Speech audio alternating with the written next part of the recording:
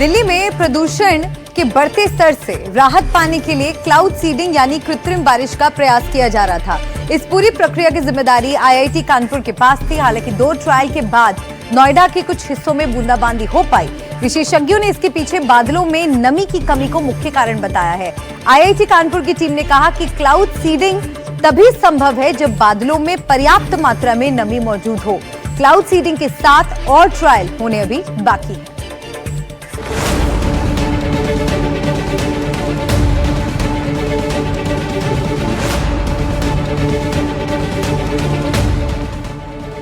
दिल्ली में प्रदूषण से निपटने के लिए 28 अक्टूबर को आखिरकार क्लाउड सीडिंग की तकनीक का इस्तेमाल किया गया।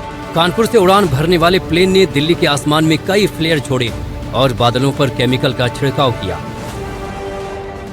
ये खबर मिलते ही दिल्ली के लोगों में खुशी की लहर दौड़ पड़ी और उन्हें लगा कि अब झमाझम बारिश के मजे लेंगे। हालांकि दिल्ली में उतनी बारिश नहीं हुई। क्लाउड सीडिंग का असर ज्यादा नहीं दिखा और नोएडा बॉर्डर के पास कुछ इलाकों में हल्की सी बूंदाबांदी हुई। ऐसे में लोगों के मन में सवाल है कि आखिर इस क्लाउड सीडिंग का कितना असर हुआ है। दरअसल आर्टिफिशियल बारिश के लिए एक खास तकनीक का इस्तेमाल किया जाता है जिसमें बादलों पर सिल्वर आयोडाइड और कुछ चीजों का छिड़काव किया जाता है। इससे बादलों में मौजूद छोटे कण बड़ी बूंदों या फिर बर्फ में तब्दील होकर भारी हो जाते हैं और वो तैरने की बजाय बारिश के तौर पर नीचे गिरने लगते हैं। इसी को क्लाउड सीडिंग या फिर कृत्रिम बारिश कहा जाता है। लेकिन दिल्ली में इसका बहुत ज्यादा असर देखने को नहीं मिला। इसकी कुछ प्रमुख वजहें हैं। अभी क्लाउड सीडिंग के 2 ट्रायल हुए हैं। 2 ट्रायल में नोएडा के पास हल्की बारिश हुई। क्लाउड सीडिंग के 7 ट्रायल और होंगे। बादलों में नमी की कमी थी। फिलहाल ट्रायल नहीं हो रहा है। बादलों में नमी आते ही फिर से ट्रायल होगा। आईआईटी कानपुर के निदेशक डॉक्टर मणिंद्र अग्रवाल ने कहा कि बादलों में नमी करीब 15% ही थी, लेकिन फिर भी हमने कुछ अच्छे तरीके से अच्छी क्लाउड सीडिंग कराई।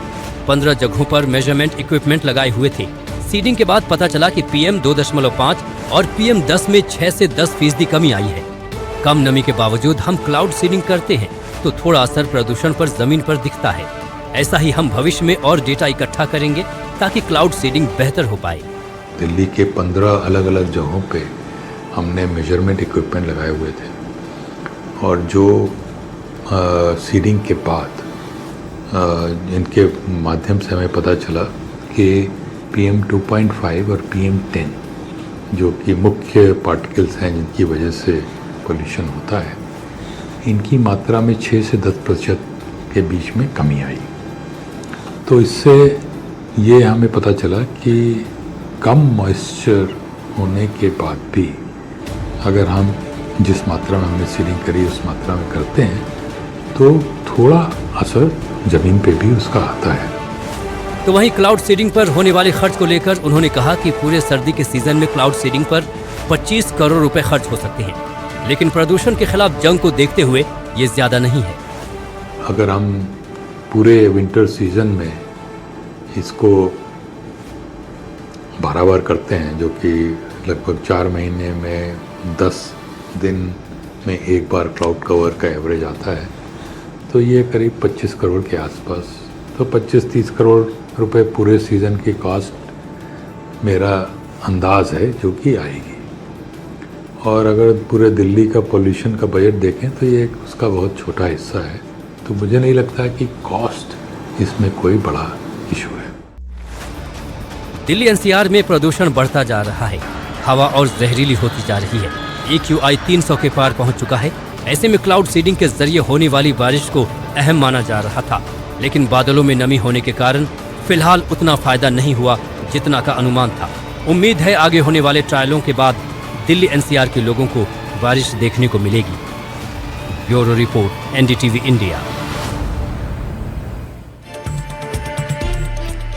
और क्लाउड सीडिंग पर राजनीतिक गहमागहमी भी तेज हो गई है। आप नेता सौरभ भारद्वाज ने कहा कि दिल्ली सरकार द्वारा राजधानी में क्लाउड सीडिंग कराई गई, लेकिन बारिश नहीं हुई, जिसकी वजह से अभी भी प्रदूषण का स्तर खराब श्रेणी में बना हुआ है। ये सरकार सिर्फ नाटक कर रही है।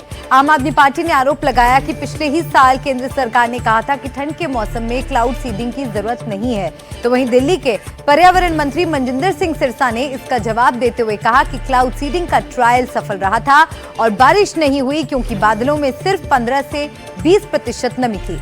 आम आदमी पार्टी अपने 10 साल की नाकामयाबी छिपाने के लिए हमारे काम पर सवाल उठाती है। आर्टिफिशियल रेन की नौटंकी थी, ये आज सबके सामने आ गई। और केंद्र सरकार ने 2024 दिसंबर में, हमने कई बार पत्र लिखा केंद्र सरकार को, तो दिसंबर 2024 में जब हमारी सरकार का टेन्योर खत्म हो रहा था, केंद्र सरकार के पर्यावरण मंत्री ने पार्लियामेंट में अपना प्रश्न का जवाब दिया है कि हमारे निवेदन पर उन्होंने 3 संस्थाओं से साइंटिफिक एक्सपर्ट ओपिनियन मांगी विद रिस्पेक्ट टू ये जो कृत्रिम वर्षा है दिल्ली में सर्दियों में करने के लिए, और उन्होंने मना कर दिया। उन्होंने बोला ये संभव नहीं है, ये नहीं हो सकती। दिल्ली में वैसे ही इस समय बारिश हो सकती है, वही होगी, कृत्रिम वर्षा नहीं होगी, और कृत्रिम वर्षा की वजह से लोगों को बीमारियां हो सकती हैं, उन्होंने ये भी लिखा है। और ये पूरी की पूरी रिपोर्ट उन्होंने दिल्ली सरकार को दिसंबर में भेज दी। उसके बाद हमारी सरकार तो चली गई। तो जब इनके पास रिपोर्ट है कि ये वर्षा हो ही नहीं सकती है, तो ये पूरे का पूरे जो ड्रामेबाजी है, सर्कस है, क्यों किया जा रहा है? बिल्कुल 100% सफल रहा। यही तो ट्रायल था कि क्या प्लेन क्लाउड सीडिंग कर पाएगा, क्या कितने % पे होगी। दिल्ली के अंदर ऐसा कोई डेटा तो नहीं है, पहले हुई नहीं है क्लाउड सीडिंग, कि कितने % मॉइस्चर में किस कंडीशन में हो सकती है, इसलिए छोटे से एरिया के ऊपर ट्रायल की जा रही है। तो पर्पस यही जानने का था कि कितने % मॉइस्चर में, जैसे कल 10 से 15% नमी थी, तो कल 10-15 से 15% नमी में किया गया, अभी दोबारा इससे ज़्यादा नमी में किया जाएगा। उसके बाद जानकारी ली जाएगी क्या 20 से 25% नमी में बरसात हो रही है, फिर उससे ज़्यादा नमी में किया जाएगा। तो ये दिल्ली के लिए जानना जरूरी है कि कितनी नमी पे बरसात हो सकती है, यही तो पर्पस है इसका, और यही इसीलिए तो इसको ट्रायल कहा जा रहा है। पावली से अगले दिन वो कह रहे थे आम आदमी पार्टी के नेता कि बरसात कराओ, क्यों नहीं करा रहे, क्लाउड सीडिंग से बरसात क्यों नहीं करा रहे, जानबूझ के नहीं करा रहे। तो अब करा दिया तो करा क्यों रहे हैं? तो ये उनकी तकलीफ नहीं है, उनकी 10 साल की नाकामियां हैं जो उनको परेशान कर रही हैं। उनको लगता है कि ये कामयाब कैसे हो रहे हैं। महाराष्ट्र में किसान एक बार फिर सड़कों पर हैं। नागपुर में पिछले 2 दिनों से कर्ज माफी की मांग को लेकर किसान आंदोलन कर रहे हैं। ये आंदोलन पूर्व मंत्री और प्रहार पार्टी के नेता बच्चू कडू के नेतृत्व में हो रहा है। इस आंदोलन की वजह से नागपुर हैदराबाद राष्ट्रीय राजमार्ग NH-44 भी जाम हो गया।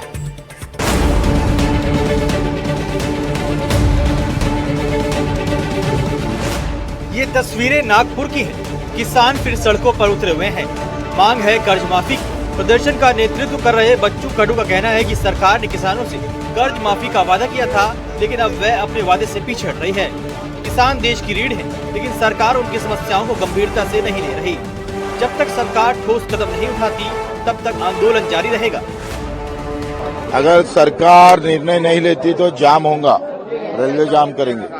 अभी PM जी हमारे महाराष्ट्र में आ रहे हैं, उन्होंने कहा था कि उत्पादन दुगना करूंगा और दाम भी दुगना करूंगा।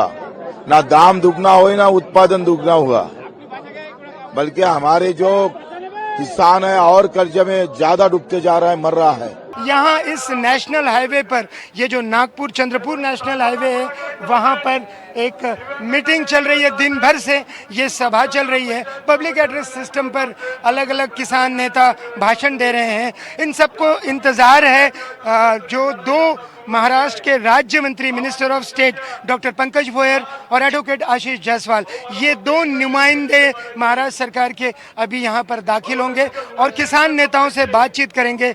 ये उम्मीद की जा रही है कि किसानों की जो मुख्य मांग है कर्ज माफी की, उस मांग को कहीं न कहीं सरकार मानने को तैयार है। प्रदर्शन कर रहे किसान नागपुर वर्धा रेलवे ट्रैक पर भी पहुंचे और प्रदर्शन किया।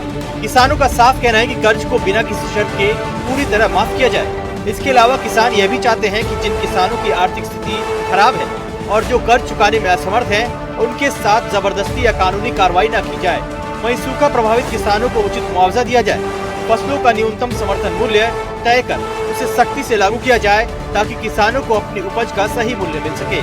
किसानों का कहना है कि लगातार सूखा, बढ़ती लागत और उपज के कम दाम के कारण वे आर्थिक संकट से जूझ रहे हैं। ऐसे में कर्ज का बोझ उनके लिए और भी भारी हो गया है। लाखों की संख्या में विरोध प्रदर्शन में उतरे किसानों का आरोप है कि बार बार आश्वासन देने के बावजूद सरकार सूखाग्रस्त किसानों को पर्याप्त राहत देने में विफल रही है। Bureau report, NDTV India.